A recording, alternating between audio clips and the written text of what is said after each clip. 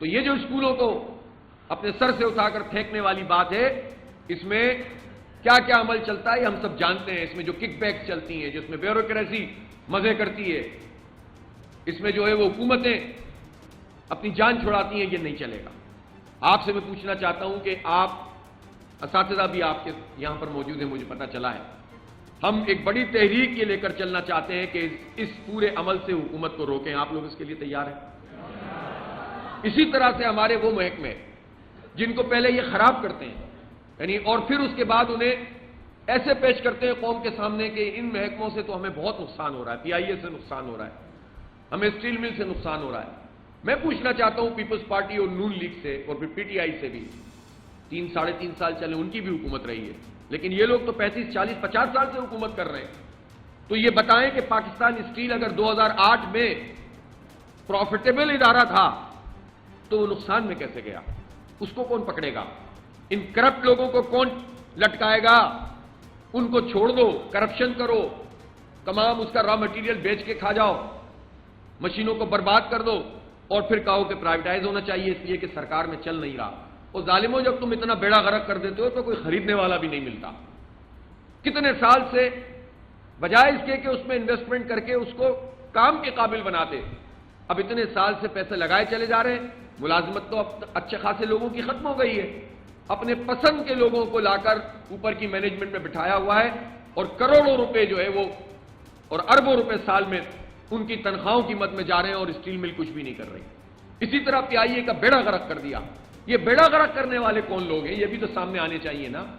ان کی تو آپس میں حکومت ہوتی ہے پی ڈی ایم کی، اور یہ مل کر آئینی ترمیم کر رہے ہوتے ہیں، یہ مل کر جو ہے وہ باجوہ کو ایکسٹینشن دے رہے ہوتے ہیں، یہ مل کر جو ہے وہ زینب کے حوالے سے جو بل آ رہا تھا بچیوں پہ زیادتی کا، سزائے موت کا، یہ سب مل کر اس کا تحفظ کرتے ہیں اور سزائے موت نہیں ہونے دیتے ان درندوں کو.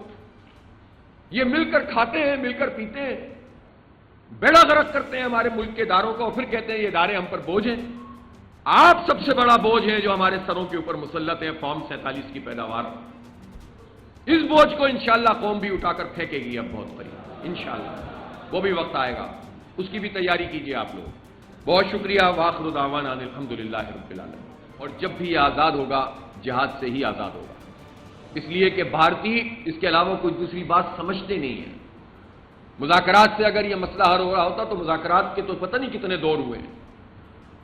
اور پھر خود ہمارے یہاں سے اگر یہ سوال پیدا ہوتا ہے، میں اس موقع پر کہ جب پوری قوم کشمیریوں کے ساتھ اظہار یکجہتی کر کے یوم سیاہ منا رہی ہے، ہم پاکستان کے اندرونی معاملات کو کشمیر کے حوالے سے زیادہ نہیں اجاگر کرنا چاہتے، لیکن یہ ضرور کہنا چاہتے ہیں کہ اگر پاکستان میں ایسے لوگ، ایسی پارٹیاں موجود ہیں جو کشمیریوں کی قربانی کو ایک طرف رکھ کے مودی سے دوستی کی باتیں کرتے ہیں تو پاکستانی قوم انہیں نشان عبرت بنا دے گی انشاءاللہ تعالی.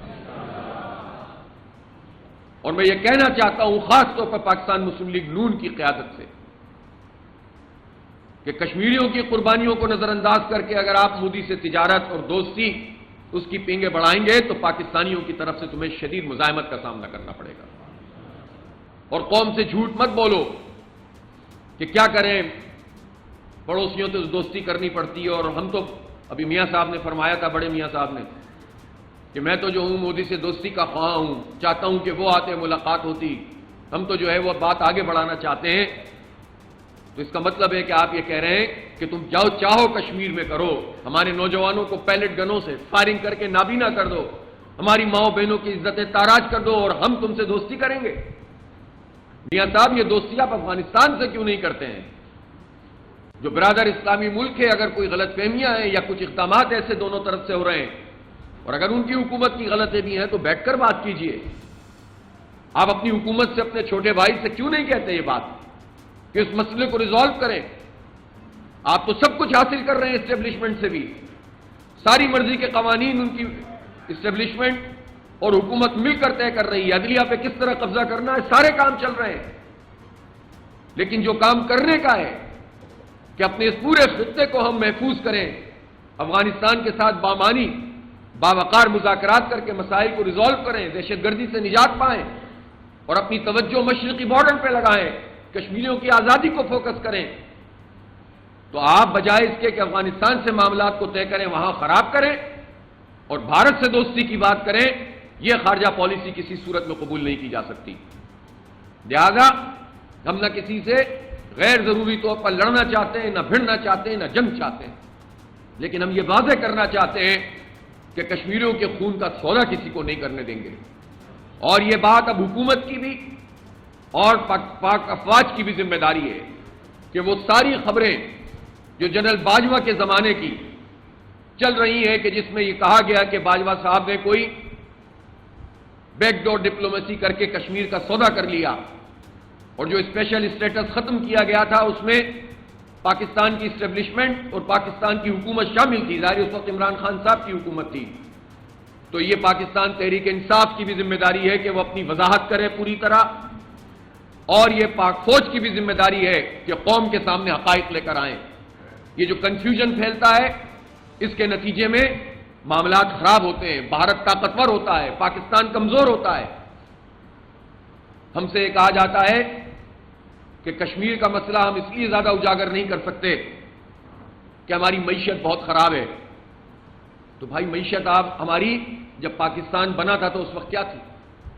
ہمارے پاس تو کچھ بھی نہیں تھا، اس وقت بھی تو ہم نے ڈٹ کر مقابلہ کیا اور اس کے نتیجے میں ہمیں عزت ملی۔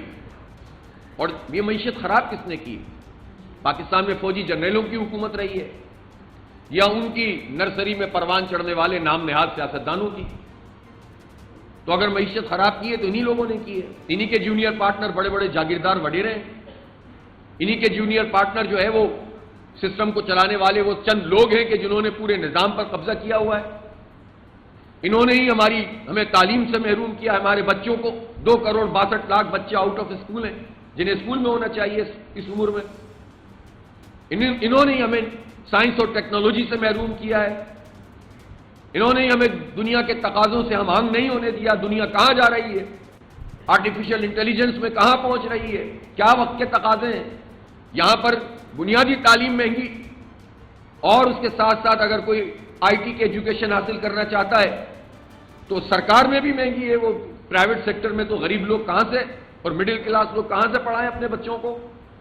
تعلیم سے یہ محروم کرتے ہیں، آئی پی پیز کے چنگل میں ہمیں یہ ڈالتے ہیں۔ ہزاروں ارب روپے پاکستانی قوم وہ ادا کرتی ہے جو بجلی بنتی نہیں ہے۔ یہ زراعت کے پورے شعبے کو تباہ کرنے والے یہ لوگ ہیں، یہ چند لوگ جن کی حکومت یہاں پر 77 سال سے ہے اور پورے نظام پر ان کا قبضہ ہے، ہر پارٹی میں ان کے بندے ہوتے ہیں، ایک ہی خاندان ہوتا ہے، ایک نون میں ہوتا ہے، ایک پی ٹی آئی میں ہوتا ہے بندہ، ایک جو ہے پیپلز پارٹی میں ہوتا ہے، ایک فوج میں ہوتا ہے، ایک عدلیہ میں ہوتا ہے، ایک بیوروکریسی میں ہوتا ہے، اور پورے ریجن کے اوپر اپنے علاقے کے اوپر ان کا راج ہوتا ہے، اور اس طرح سے انہوں نے پوری سوسائٹی پہ قبضہ کیا ہوا ہے۔ تو معیشت کس نے خراب کی ہے؟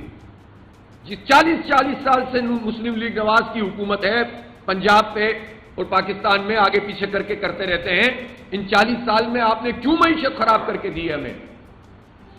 نہ یہ غلط قسم کے اعداد و شمار ہمیں بتاتے رہتے ہیں۔ اگر معیشت دیکھنی ہے تو جائیں گروسری سٹور پر، جو آپ سودا سلف لینے کے لیے جاتے ہیں تو آپ کو پتہ چل جائے گا ملک کی معیشت کیا ہے۔